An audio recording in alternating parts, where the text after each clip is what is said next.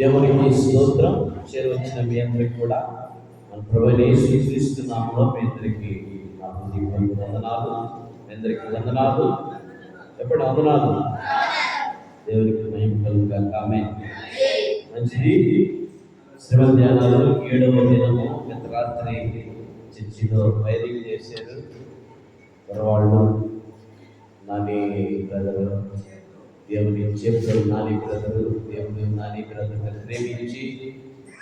ప్రేరేపించి మందిరానికి వైరింగ్ చేయడానికి దేవుడు తను చూపినటువంటి దేవుని కృప ద్వారా మందిరానికి వైరింగ్ పూర్తిగా లాగాడు. చక్కగా ఇంకా బోర్డులు, స్విచ్లు, ఇంకా చాలా పనులకి ప్రార్థనలో చర్చి విషయాలన్నింటినీ కూడా, చర్చి అవసరాలన్నింటినీ కూడా మీ ప్రార్థనలో పెట్టి ప్రార్థన చేస్తూ ఉండండి. దేవుడి సహాయం చేస్తాడు మనకి. మంచిది. 7వ దినంతో ఈ కూడికలో 10 నిమిషాలు దేవుని మాటలు మనం ధ్యానం చేద్దాం. యెషయా గ్రంథం 53వ అధ్యాయము. యెషయా గ్రంథం 53వ అధ్యాయము 5వ వచనం మరొకసారి మనం ధ్యానం చేద్దాం. మన అతిక్రమ క్రియలను బట్టి అతడు గాయపరచబడెను, మన దోషమును బట్టి నలగగొట్టబడెను. చాలు. అతిక్రమ క్రియలంటారా? అతిక్రమం గురించి మనం నిన్నటి దినాలు మనం ధ్యానం చేసాం. 5వ దినం. ఈరోజు క్రియ పిల్లరా చూడండి. విశ్వాసము, క్రియ. విశ్వాసము దేనికి సాదృశ్యము? విశ్వాసం దేనికి సాదృశ్యం? దేనికి? విశ్వాసం అంటే ఏమిటి? విశ్వాసం అంటే ఏమిటి? విశ్వాసం అంటే చెప్పాలా ఏంటి? నమ్మకం. పెద్దగా చెప్పండి. విశ్వాసం అంటే నమ్మకం. రైట్. దేవుని స్తోత్రం. క్రియ అంటే ఏంటి? పని. క్రియ అంటే జరిగించటం. నువ్వు విశ్వాసముగా ఉండి నీలో క్రియ లేకపోతే వ్యర్థం. అంతా వ్యర్థం. విశ్వాసం ఉంది కానీ క్రియ లేకపోతే సమస్తం వ్యర్థం. క్రియ కూడా నీ జీవితంలో కలగాల. క్రియ కూడా నీ జీవితంలో ఉండాలా. యేసుక్రీస్తు ప్రభువారు 33.5 సంవత్సరాలు ఈ భూమి మీద నివాసం ఉండి 30 సంవత్సరాలు తల్లిదండ్రుల దగ్గర నుండి 3.5 సంవత్సరం తను ఈ భూమి మీదకి వచ్చినటువంటి పని నిమిత్తము ఆయన 3.5 సంవత్సరం మాత్రమే ఈ భూమి మీద ఆయన తన పనిని సంచరించి తిరిగేట్టులారా. ఈ మొట్టమొదటిగా ఆయన చేసింది క్రియ. ఏంటంటే మొట్టమొదటి చేసిన పని క్రియ. ఏం క్రియ చేశాడు ఆయన? ఏం క్రియ చేశాడు? మారు మనసు పొంది బాప్తిసం పొంది అనే మాట మనం చూస్తాం. బాప్తిసం పొందాడు ఆయన. యేసుక్రీస్తు మొట్టమొదటి పని చేసింది ఏంటంటే ఆయన 3.5 సంవత్సరాలు సువార్త ప్రకటించడానికి ముందు మొట్టమొదటి పని ఏంటంటే బాప్తిసం పొందాడు. నమ్మిన వారు బాప్తిసం పొందాలా? నమ్మటం వేరే, నేను నమ్మేదని బాప్తిసం పొందకుంటే ఉపయోగం లేదు. ఆయన బాప్తిసం పొందాడు, మాదిరి చూపించాడు. అంటే క్రియ చేశాడు. క్రియ చేసి బాప్తిసం పొంది 40 దినాలు ఉపవాసం ఉన్నాడు. 40 దినాలు ఉపవాసం ఉండి ఆయన ప్రార్థన చేశాడు. దేని కొరకు చేశాడు తెలుసా? ఆ 40 దినాలే ఈ 40 దినాలు. అర్థమైందా? ఆ 40 దినాలే ఈ 40 దినాలు. ఆయన 40 దినాలు ఉపవాసం ఉండి ప్రార్థన చేశాడు. దేని గురించి చేసి ఉంటాడు? ఒకసాట యేసు ప్రభు చెప్పాడు, నీ చిత్తమైతే ఈ పాత్రను నా ఎదురు నుండి తొలగించు అన్నాడు. శరీరము ధరించి ఉన్నాడు. ఆయనకు తెలుసు ఏం జరగబోతుందో మొత్తం. ఆయనంతా మొత్తం కూడా ఏమి జరగబోతుంది, ఏమి జరుగుతుంది, ఏమి జరగాలో మొత్తం కూడా తెలుసు. ఆయనకి ఏమి జరగబోతుందో తెలుసు. దాని నిమిత్తం ఆయన శరీరము రక్త మాంసం ధరించున్నాడు కనుక వాడిన మాట ఏం తెలుసా, నీ చిత్తమైతే ఈ పాత్రను నా ఎదురుండి తొలగించమన్నాడు. ఇప్పుడు ఏ పాత్రగా వచ్చాడు ఆయన? నీ కొరకు, నా కొరకు, మనందరి కొరకు శ్రమ పడటానికి వచ్చాడు. శ్రమ పాత్రగా వచ్చాడు. శ్రమ పడటానికి వచ్చాడు. సిలువేయబడటానికి వచ్చాడు. నీ కొరకు, నా కొరకు మరణించడానికి వచ్చాడు ఆయన. ఈ మరణించడానికి ఆయన రావాల్సినటువంటి పని ఏముంది అంటే, మనము చరిత్రలోకి వెళ్ళాలా. ఆదాము అవ్వ చేసిన అతిక్రమమును బట్టి పాపం ఈ లోకానికి పరిహారం అయిపోయింది పిల్లారా. పాపానికి జీతం మరణం అయిపోయింది. మన పూర్వక తల్లిదండ్రులు ఆదాము అవ్వ చేసినటువంటి పాప నిమిత్తం పాపం ఈ లోకం మొత్తం పరిచింది, పాకిపోయింది. ఒక మంచి మాట మాత్రం ఊర్లో పాకదో, ఒక చెడ్డ మాట మాత్రమే పాకిపోయింది. మొత్తం పాకొచ్చింది. మన ఊర్లోకి రాకలికి మొత్తం డోర్ టు డోర్ వెళ్ళిపోయింది. ఇలా పాపం ఆ రీతిలో ఈ లోకం మొత్తం సంచరించేసింది. కారణం ఏంటంటే, పాపాన్ని తీసుకొచ్చినటువంటి వ్యక్తి ఎవరు? అపవాదైనటువంటి సాతాను. ఎక్కడ? ఏదైనాలోనే ఆదాముని అవ్వని సింపుల్ గా పాపంలో పడేశారు. అసలు సాతాన్ అంటే ఎవరు? సాతాన్కి ఒక పేరుంది. ఏం పేరు? లూసిఫర్. చెప్పండి, ఏం పేరు? లూసిఫర్. ఈ లూసిఫర్ ని చూస్తే ప్రధాన దూత, దేవుని తర్వాత ప్రధాన దూత, దేవుని తర్వాత ప్రధాన దూత, మంచి వర్షిప్ లీడర్. ఈ వర్షిప్ లీడరు ఒక దినాన్ని ఊహించుకుంది. ఏమని ఊహించుకుందో తెలుసా? ఆ వర్షిప్ లీడర్ కింద దాదాపు 1 కోట్ల మంది దేవతలు ఉన్నారు. ఆ దూత ఊహించుకుంది, జరగల. యేసు ప్రభు చెప్పినటువంటి విధానంలో పిల్లరా, వ్యభిచారం చేస్తే వ్యభిచారం, దొంగతనం చేస్తే దొంగతనం. ఆనాటి కాలంలో, ఈనాటి కాలంలో ఏదో తెలుసా, నీ ఊహలోకి వచ్చిందంటేనే పాపముగా పరిహరించాడు. అవునా? ఒక స్త్రీ వైపు మోహం చూస్తే వ్యభిచరించినట్లు, ఒక నీది కాను వస్తువు నేను తెచ్చుకున్నామని ఆశపడితే దొంగతనం చేసినట్టు, ఒకటి చంపాలని ఆలోచన చేస్తే నరహత్య చేసినట్టు, ఇట్లా చూసుకుంటూ పోతే చాలా ఉండే. పిల్లరా, ఇక్కడ జరిగినటువంటి విధానంలో లూసిఫర్ ఏమనుకుందో తెలుసా? నేను వీళ్ళందరూ కూడా నాకు మొక్కితే బాగుండు అని మనసులో అనుకుంది. ఎప్పుడైతే మనసులో అనుకుందో, దేవుడు హృదయాంతరం ఎరిగిన వాడు కనుక ఇది కరెక్ట్ కాదు అని చెప్పేసి పడద్రోసి వేసాడు. ఇలా పడిపోయింది. పరలోకం నుంచి పడద్రోసాడు. ఈ సూర్యుడు అటు ఇటు తిరుగుతూ అది పడింది కాక దాని చుట్టూ ఉన్నటువంటి దేవదూతలంతటిని కూడా పడవేసింది. ఇప్పుడు నరకము దేవుడు చేశాడు. ఎవరి కోసం తెలుసా?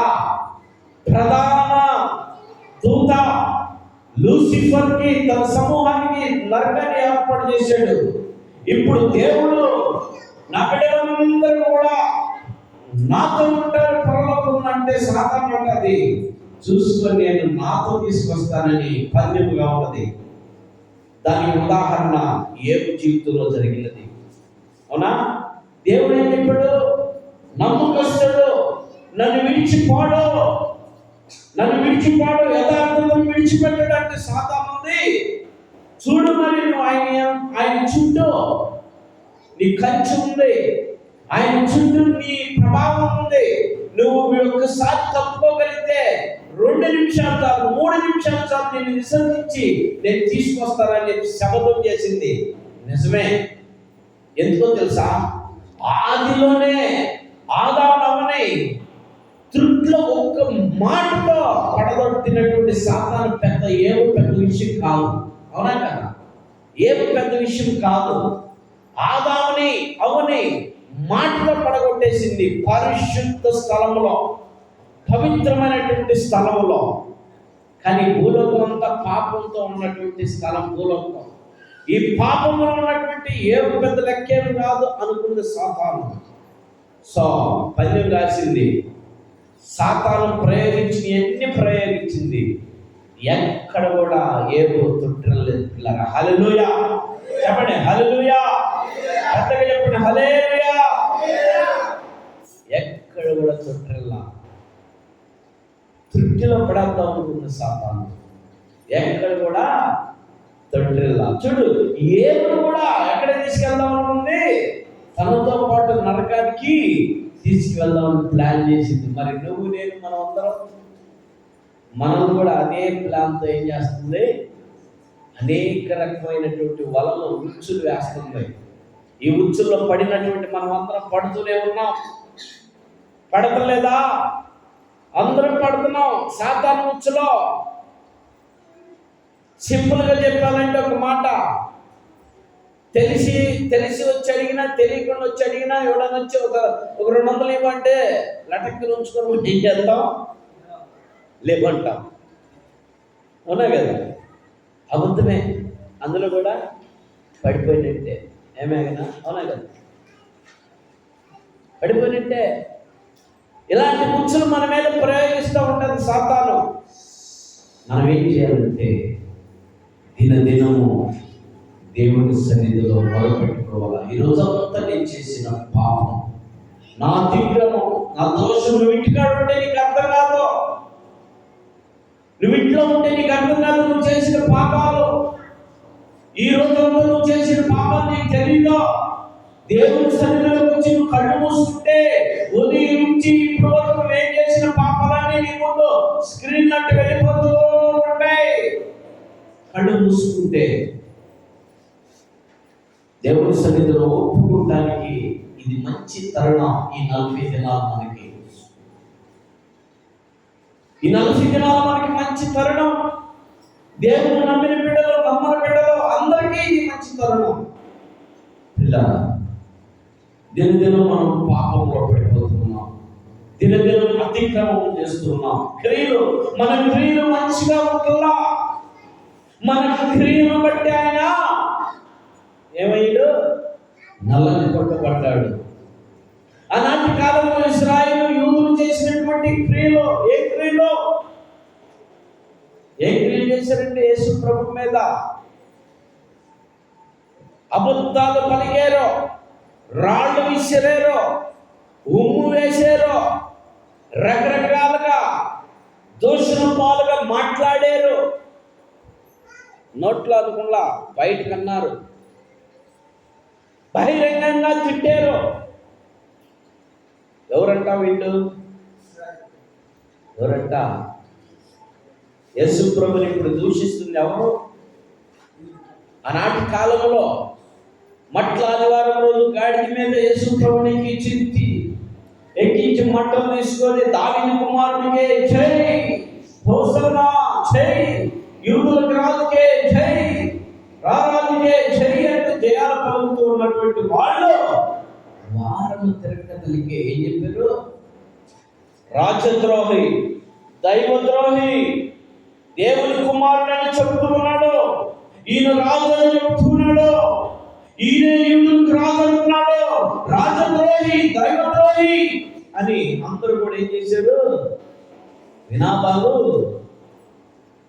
వినాదాలతో పెద్ద కేకలు వేశారు. అవునా? వారం ముందు ఏం చేశారు? యూదుల రాజుకే జై, రాజులకు రాజుకే జై అన్నటువంటి వాళ్ళు వారం తిరగ తలకే. ఇక్కడ కూడా మన క్రియలు ఎలా ఉన్నాయి? దేవుని సన్నిధికి రాగానే ప్రభా అయ్యా నీకు వందనాలని కేకలు పెట్టి ప్రభుని అడిగి బయటికి వెళ్ళగలే చిన్న విషయంలోనే, చిన్న అతిక్రమంలోనే జారిపోయి మన స్థితిని మనం మర్చిపోయి మనం ఏం చెప్తాం? నోరుతో దురదృష్టలాడతాం. అహం ఉండగలిగితే ఫలం ఉండగలిగితే 2 దెబ్బలు కూడా వేయగలిగినటువంటి పరిస్థితి. స్వల్ప భోగంలోనే మనం ఏమైపోతాం? శాతానికి బానిసలు అయిపోతాం. సాతానుడు కాసుకుని ఉంటుంది. ఎక్కడ దొరుకుతాడా, ఎక్కడ దొరికిందా, ఎక్కడని ఉచ్చులు పెట్టే నీకోసం రెడీగా కాసుకుని ఉంటుంది. నువ్వేమైపోతున్నావు? ఉచ్చులో పడిపోతున్నావు. ఆలోచించే నీ పరిస్థితి ఎలా ఉన్నది, నీ స్థితి ఎలా ఉన్నది ఆలోచించే. నీ క్రియలు ఎలా ఉన్నాయి? నీ క్రియలను బట్టి దేవుని మరలా నువ్వు శిలువకి అప్పగిస్తున్నావు. నీ క్రియలు ఎలా ఉంటాయి? నువ్వు మారు మనసు పొందావు, బాప్తిసం పొందావు, దేవుని సన్నిధిని పొందుతున్నావు, దేవుని తెలుసు నీకు. దివారాత్రులు దేవుని సన్నిధిలో పోరాడుతున్నావు, పరిచయం చేస్తున్నావు, అన్ని చేస్తున్నావు. నువ్వు నీ క్రియలు ఎలా ఉన్నాయి? ఇప్పుడు నీ క్రియలు నువ్వేం చేయాలా? మార్చుకోవాలా. నీ క్రియలు మారకపోతే నీకు దేవుని రాజ్యము లేదు. పిల్లారా గుర్తుపెట్టుకో, నీకు దేవుని రాజ్యము లేదు, దేవుని రాజ్యంలో లేదు. ఒక మాట చదువు. ఆ ఫోన్ గ్రూప్లో పెట్టాను నేను ఈరోజు ఒకటి, అది చదవండి. ఒక మాట చదువుదాం. 5వ వచనం మరొకసారి చదువు. తీసి పెట్టండి లోపల. 5వ వచనం ఏంటి? మన అతిక్రమ క్రియలు.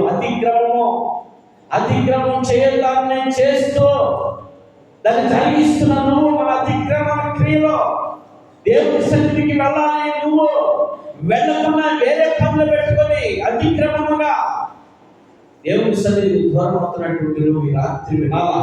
చదువు మాట చదువు. ఎవరినైతే ప్రార్థన శక్తి ఉంటుందో, ఎవరి పట్ల అయితే వాక్యం పట్ల ఆసక్తి ఉంటుందో, ఎవరైతే వినయ మనసు కలిగి ఉంటారో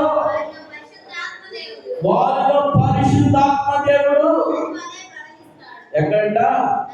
నది వలె ప్రవహిస్తాడు. ఎక్కడ అది ప్రవహించేది? నీ హృదయంలో. హల్లెలూయా. పరిశుద్ధాత్మ దేవుడు హృదయంలోనే, హృదయాన్ని పట్టుకుంటాడు. పరిశుద్ధాత్మ దేవుడు హృదయాన్ని పట్టుకోబట్టే ఈ రోజున నువ్వు నేను మనందరం కూడా దేవుని సన్నిధిలో ఉన్నాం. హృదయ శుద్ధి గలవారు ధన్యులు, వారు ఎవరిని చూస్తారంట? దేవుని చూస్తారనే వాక్యం మనం మధ్యస్వార్థ 5వ అధ్యాయంలో. హృదయ శుద్ధి గలవారు ధన్యులని. నీ హృదయంలో పరిశుద్ధాత్మ దేవుడు ప్రవాహింప చేస్తాడు. పరిశుద్ధాత్మ నీకు రావాలి అంటే, పరిశుద్ధాత్మను పొందాలి అంటే, పరిశుద్ధాత్మను నివాసం చేయాలంటే అవి నీకు ఉండాలా. మొదటిది ప్రార్థన చేయాలా. రెండోది వాక్యం చదవాలా. మూడోది వినయ మనసు కలిగి ఉండాలా. వినేది ప్రతిదీ, చెప్పేది ప్రతిదీ వినాలా. వినటి వల్ల విశ్వాసం నీకు కలిగింది. వినయ మనసు నీకు కలగాల. చెబుతున్నటువంటి వాక్యాన్ని పడిచెవున పెడుతూ నీ స్వంత ఆలోచన, నీ స్వంత ఉద్దేశాలు, నీ స్వంత తలంపులో, నీ స్వంత వాటిలో ఉన్నావంటే ఈ వాక్యము బయటికి వెళ్ళిపోయింది. అప్పుడు నీకు వాక్యము అర్థం కాదు. వాక్యము నిన్ను దాటిపోయింది. దాటిపోయినాక నువ్వేమీ చేయలేవు. ఏదైనా తెచ్చుకోవచ్చు కానీ సమయం పోతే సమయాన్ని తెచ్చుకోలేవు. అమ్మా చిన్న ఉదాహరణ చెబుతా. సామెతది. భార్య పోయినా భార్య తెచ్చుకోవచ్చు, భర్త పైన బట్టలు తెచ్చుకోవచ్చు, పొలం పైన పొలం తెచ్చుకోవచ్చు, స్థలం పైన స్థలం తెచ్చుకోవచ్చు, డబ్బు పైన డబ్బు తెచ్చుకోవచ్చు. ధ్యాని 2 ఉంటాయి. 1 ప్రాణం, 2 సమయం. 2 ఒకటే. 2 ఒకటే. సమయం పోతే నువ్వు ఎంత ట్రై చేసినా నీకు మళ్ళీ దొరకదు. దేవుని సన్నిధి, దేవుని సన్నిధిలో మిస్ అయ్యమంటే, 1 గంట దేవుని సన్నిధిలో మిస్ అయ్యమంటే, 1 నిమిషం దేవుని సన్నిధిలో మిస్ అయ్యమంటే, నువ్వు ఎలా పెట్టి కొనాలన్నా కొనలేవు, తెలుసుకోవాలన్నా నువ్వు తెచ్చుకోలేవు, దొరకదు నీకు. గుర్తుపెట్టుకో, మనిషి ప్రాణం ఎలా ఇచ్చాడు దేవుడు? సమయం అన్న మనకి 24 గంటలు ఉంది. ప్రాణం పరిస్థితి ఎట్లుంది? నీటి మీద పుడగలాంటిది. క్షణం క్షణం. ఇలా ఆలోచించేయండి.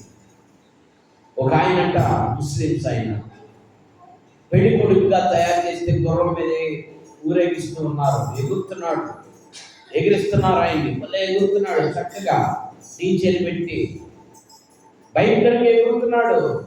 ఆ డీజే సౌండ్కి, ఆ విపరీతమైన సౌండ్కి ఆయన గుండె ధన్ ధన్ ధన్ అని కొట్టి దగ్గరగా ఉంటుంది కదా. ఆ డీజే సౌండ్కి గుండెపోటు వచ్చి అక్కడికక్కడే వాలిపోయించి తెలియడానికి సెకండ్స్లో పోయింది ప్రాణం.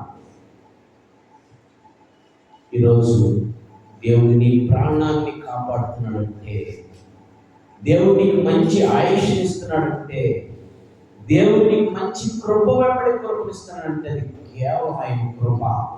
నా కుమారుడా, నా కుమార్తెని. ఆనాటి కాలంలో వాళ్ళంతా కూడా వారి అతిక్రమ క్రియలను బట్టి ఆయన నలం కొట్టబడ్డాడు. ఈరోజు నీ అతిక్రమ క్రియలు బట్టి ఆయన దూషణ పాలవుతూ ఉన్నాడు. దోషణ పాలు అవుతున్నాడు. మన అతిక్రమముల క్రియలను బట్టి ఏమవుతున్నాడు? దోషణ పాలు. తెలియని వాళ్ళు ఏమంటారు? ఇప్పుడు దాకా ప్రార్థన చేసి వచ్చావు కదా, వచ్చి అంతే బూతులు తిడతారు. ఇదేనా మీ దేవుడు నేర్పించింది? ఇదేనా మీ యేసయ్య చెప్పింది అంటారు. అప్పుడు ఎవరు దోషణ పాలు అనేది? ఎవరు? నువ్వు ఆరాధిస్తున్నటువంటి నజరేయుడైన యేసు దోషణ పాలవుతున్నాడు. నీ అతిక్రమ క్రియలను బట్టి నువ్వు వెళ్ళకూడని స్థలానికి వెళ్ళి, నువ్వు అనకూడని మాట్లాడి, నువ్వు చేయకూడని చేసిన వల్ల నీ క్రియలు బట్టి అయినా దోషణ పాలవుతున్నట్లా. ఆనాటి కాలంలో ఒక్కసారే యేసు ప్రభుని దూషించింది, ద్వేషించింది, అపహాసించింది, సిలువేసింది, చనిపోయింది, తిరిగి లేచింది. ఒక్కసారి అయింది. ఈరోజు దినదినము అయింది. సిలువేస్తూనే ఉన్నావు. నీ క్రియలను బట్టి, అతిక్రమమును బట్టి. ఈ రాత్రి దేవుడు నీకు తెలియపరుస్తున్నటువంటిది, నీ అతిక్రమమును విడిచిపెట్టు, నీ క్రియల్ని సరిచేసుకో. అప్పుడు దేవుడు దోషం పాల్గొని దేవుడు నీకు ఉన్నతమైనటువంటి స్థలమైన రాజ్యంలో నీకు స్థానం ఇస్తాడు. దేవుడికి కొద్ది మాటలు దీవించుగాక. ఆమేన్, ఆమేన్, ఆమేన్.